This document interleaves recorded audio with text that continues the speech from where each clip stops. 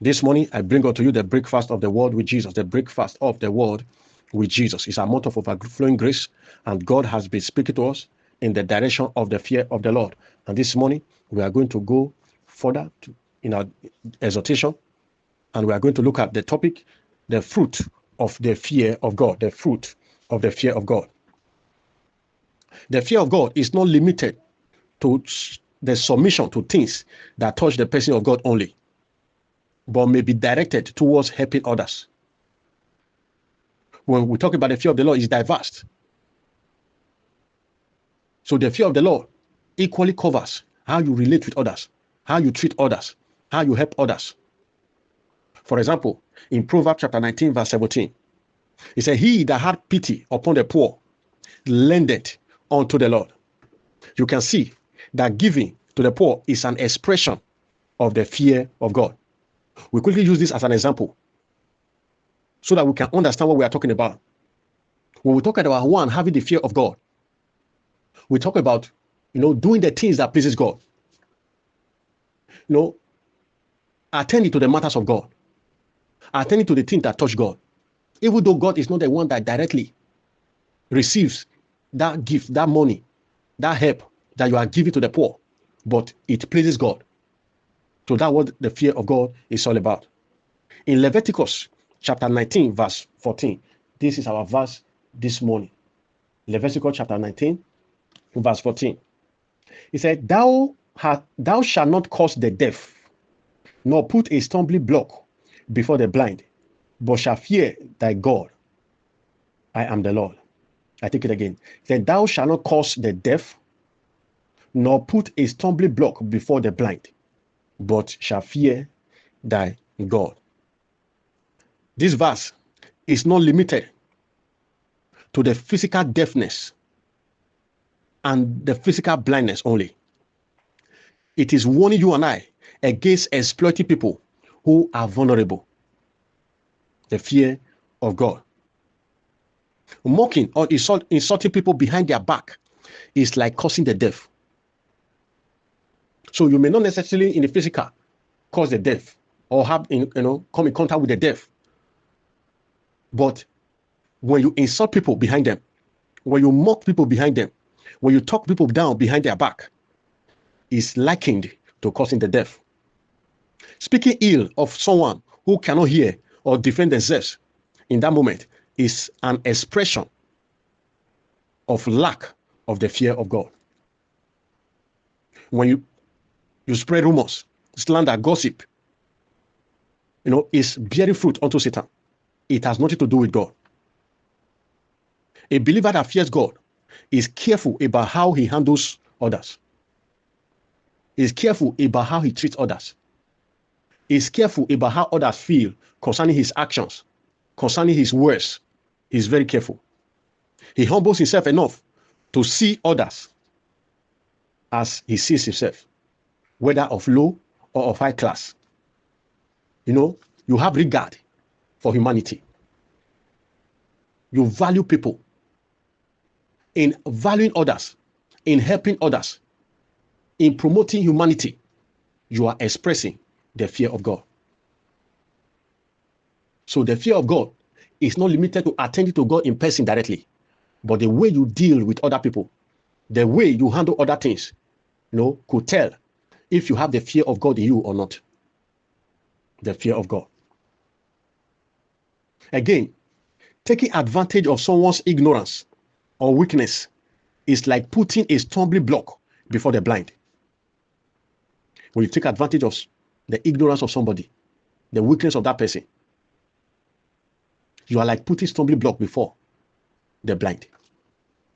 A believer that engages in such does not have the fear of God, neither is he bearing fruit unto God. We could see the case of Jacob and Esau, which was like an eyesore to man. Jacob took advantage of the fact that Esau was hungry, and Esau could do anything to have food to eat at that moment. He took advantage of his brother. So you are a believer today. Are you taking advantage of people, the brethren, even in the church? Today, people are afraid to do business with co-believers. People are scared to deal with co-believers in the matters of money. Why? Because the fear of God is lacking. So we could see the case of Jacob, what Jacob did to his brother. It appeared to be a total lack of the fear of God.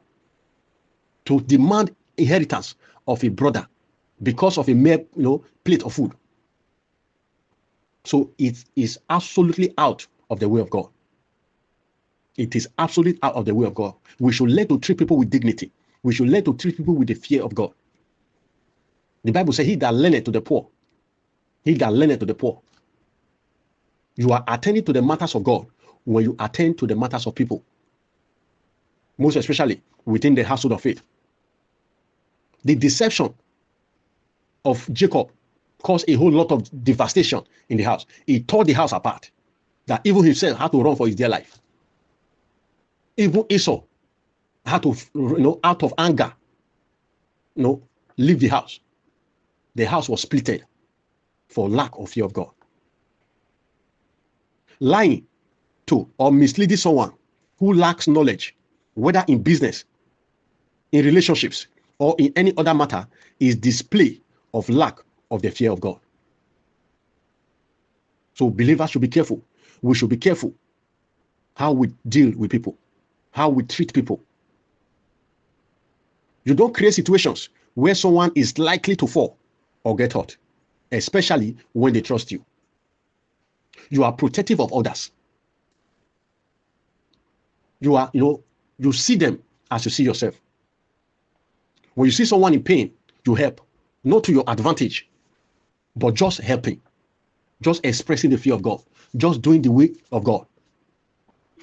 When you see someone in situation, help is an expression of the fear of God. You don't claim to have the fear of God when you manipulate people for personal gain and exploit people for selfish interest. Believers defraud people today and even take their tithe to the church with utmost confidence and boldness. Because the other time we talked about, we compare smartness to wisdom. Outsmarting others. The meaning of outsmarting others and claiming is wisdom. Because that's what is happening today for lack of fear of God.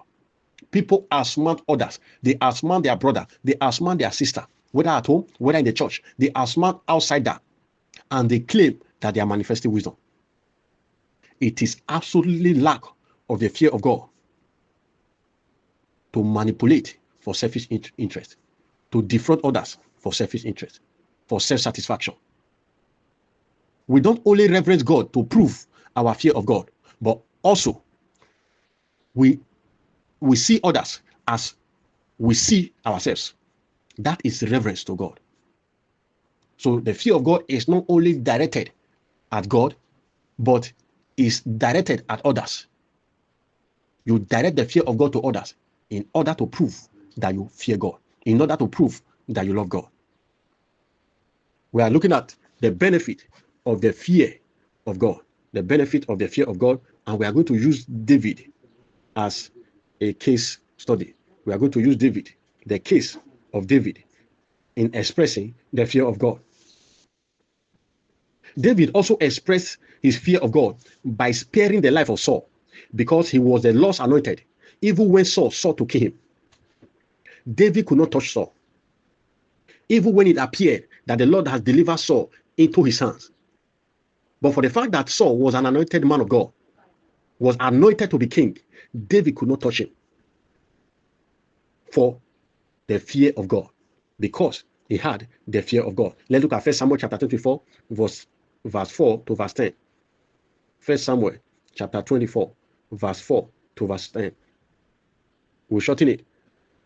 And the men of David said unto him, Behold, the day of which the Lord said unto thee, Behold, I will deliver thy enemies into thy hand, that thou mayest do to him as it shall seem good unto thee. Then David arose and cut off the skirt of Saul's robes privily. And it came to pass afterward that David's heart smote him, because he had cut off Saul's skirt. You see, the heart. The fear of God dwells, it has root in the heart. So when one lacks the fear of God, it means that the heart is faulty. When one expresses the fear of God, it means that the heart is full of the fear of God. The heart is right with God. Even David could not smooth Saul. Just merely cutting the skirt of Saul, the cloth of Saul, David's heart smote him. This has been his enemy for years, for days, for months. Yet David had a fear of God. And David, spared Saul. And he said unto his men, the Lord forbid that I should do this thing unto my master, the Lord's anointed, to stretch forth my hand against him, seeing he is the Lord's anointed. So he saw his enemy, yet because of the fear of God, David could not do him harm. David could not kill Saul. The fear of God. So the fear of God is rooted in the heart.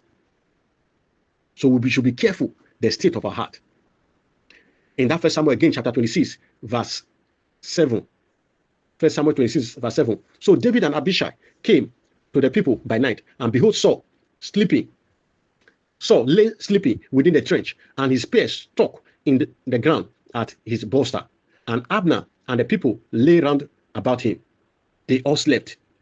Then Abishai said to David, God hath delivered thy enemy into thy hand this day. Now therefore let me smite him, I pray thee, with the spear, even to the earth at once, and I will not smite him the second time. And David said unto Abishai, destroy him not, for who can stretch forth his hand against the Lord's anointed and be guiltless? The fear of God, a believer who has the fear of God is afraid of guilt. Is afraid of putting guilt upon his heart. It is when you lack the fear of God that you do evil and you are not perturbed about it, and you are not disturbed about it. You are not remorseful about it. Why? Because the heart is faulty. David could not bear the guilt that follows, touching the anointed of God. A person that has sought to kill him several times. David said furthermore, as the Lord liveth, the Lord shall smite him, or his day shall come to die, or he shall descend into battle and perish. The Lord forbid that I should stretch forth my hand against the Lord's anointed. Let's look at verse 23. Verse 23. The Lord render to every man his righteousness and his faithfulness. For the Lord delivered thee into my hand today, but I will not stretch forth my hand against the Lord's anointed. God was speaking to Saul directly to his face. We can see the fear of God that was upon the life of David. 2 Samuel chapter 1, 1 to 16. That was a place David killed a man who claimed to have killed Saul. The man knew that Saul was the enemy of David. When Saul died, the man ran to David from the camp of Saul to claim that he was the one that killed Saul so that David could reward him. But David killed that man. Why? Because the man touched, the anointed of the Lord. The heart of David. The heart of David. David could not kill the man who so much hated him and sought to kill him several times because of the fear of God. It is the fear of God that restrains a believer from committing sin. The fear of God. If you are attracted to sin today, it means that there is a lack of the fear of God in your heart. The fear of God restrains you. You are not bold to commit that sin. When sin no longer scares a believer, it means that the conscience of that believer is dead for lack of the fear of God. The fear of God of David brought him to the status of being a man after God's own heart. This is a benefit of having the fear of God. When you have the fear of God and you are faithful in it, you will soon become a man after God's own heart. Acts chapter 13, verse 21. God is not unjust. David became a man after God's own heart because he attended to the issue of God. He attended to the matters of God. You have potential for becoming a man after God's own heart by the operation of the fear of God in your life. May God help us in the name of Jesus Christ.